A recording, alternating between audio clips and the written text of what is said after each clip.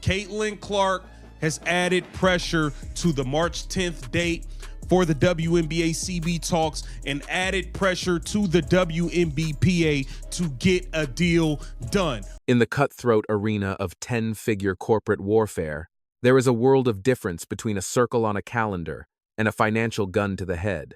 The pundits have spent months selling us a fairy tale that this WNBA standoff is just a polite squabble over slicing the revenue pie. The narrative was that the union stood tall like a stone wall, banking on the billionaire bosses crumbling under the tidal wave of hype surrounding the Caitlin Clark effect. They claimed the suits were starving for 2026 cash, handing the players the keys to the kingdom. But in the shadows, where the real sharks swim and the ledgers are bled dry, the owners just pulled the pin on a savage, precision-engineered plan to shatter the union's spine. The league isn't looking for a handshake anymore. They are laying siege to the players' minds. It is a calculated strike meant to turn the rank and file against their leaders, twisting the blinding glare of the Clark era not into armor for the athletes, but into a countdown clock strapped to their chests. This is where the illusion shatters. Let's peel back the skin on this exploding offer, the logistical hellscape looming ahead, and the cold-blooded craft of executive power. If you want to smell the fear sweating out of the Players Association right now, look at the brutal arithmetic the owners just slammed down like a gavel. Everyone is fixated on the May 8th tip-off, thinking they can drag this out until late April. But May 8th is a mirage. The gears of pro sports grind much slower, and that reality is a nightmare for players without a paycheck. Hear the cold, hard truth the front office just dropped on the union about the real do-or-die moment. They didn't send a memo. They sent a threat. Ink the deal by March 10th, or the season misses the bus. That is the word from the AP. March 10th. That isn't a bluff or a scare tactic picked out of a hat. That is the mathematical point of no return, where the machinery of the league literally seizes up. Stare into the abyss of the WNBA's current state. More than 80% of the talent pool is sitting in free agency limbo. The league is a ghost town. Toronto and Portland dropped fortunes to join the party, yet their locker rooms are completely barren. Inside a window of less than 60 days, March 10th to May 8th, they have to pull off an expansion draft, manage a chaotic free agency migration, run the college draft, launch camps, and somehow squeeze in a preseason. None of that happens without a signed, sealed collective bargaining agreement. You cannot cut checks if you don't know the cap limit. You cannot swap futures if the rules of the game don't exist yet. The league is frozen in carbonite, and the owners are staring the players down. No deal by March 10th? Then we can't build the teams. The season waits. The arenas get booked by rock stars, and your money vanishes into thin air. But setting the clock is just the opening jab. The knockout punch, the one designed to crush the union's soul, is a vicious little gambit called the exploding offer. The bosses know that a standing offer is just a comfy pillow for the union to rest on. If the players think that 15% slice will still be there come April, they'll wait it out. To kill that comfort, the owners need to inflict immediate, compounding agony. Take it from David Sampson, a former Major League Baseball exec, a guy who made a career out of breaking unions and winning billion-dollar brawls. As he lays out the exact brand of psychological terror, the WNBA owners are unleashing this very second. They might offer a raise, but that slice of the revenue pie? Not happening. The message is clear.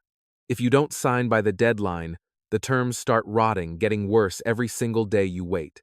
In the high-stakes world of deal-making, this is what they call a ticking time bomb. It is the ultimate nightmare scenario for a player living check to check, wielded by a billionaire who has never worried about rent.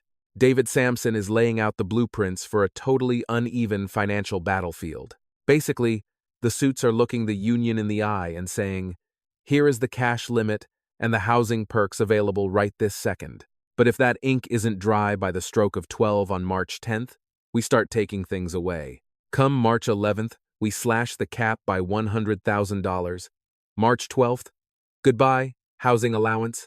Wake up on March 13th, and you will find the minimum wage floor has collapsed right under you. Throwing a detonating deal like that into a labor fight doesn't just change the math. It rewires the entire locker room psyche. In a blink, the enemy isn't the ownership group anymore. The real enemy becomes the ticking clock. Now, the icons with the 8-figure shoe contracts and soda commercials, they can sit back and chill. But the rookie on the bench, the athlete needing that league paycheck just to keep the lights on, she can't watch her future evaporate day by day.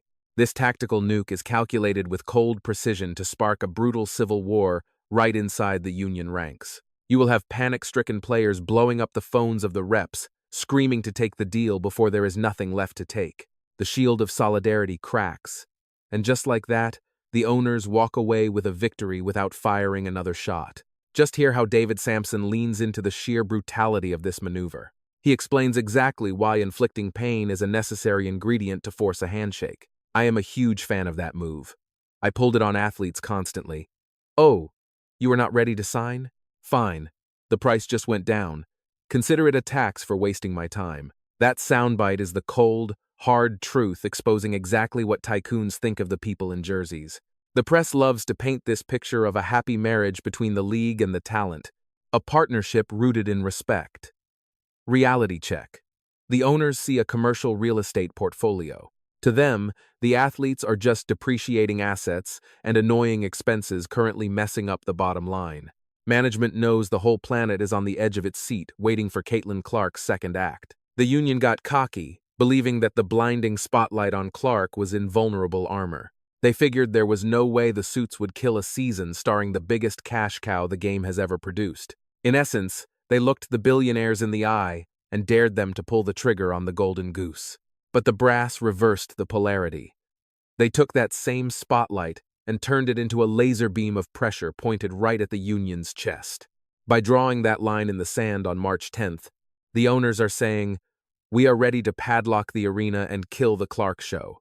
Do you want to be the ones who pulled the plug?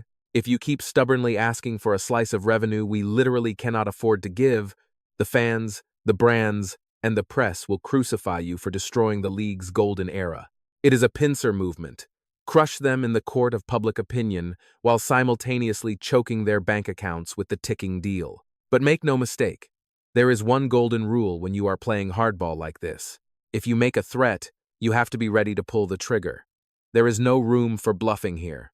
If they promise pain on March 11th, but when the sun rises that morning, they come back with the same old offer, the union will never fear them again.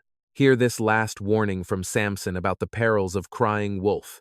You must execute, because whether it is your kid, your spouse, or your employee, or the very people sitting across the bargaining table, if they sense even a hint of hesitation in your ultimatum, your credibility is dead. That is exactly why March 10th is the single most pivotal day this league has ever faced.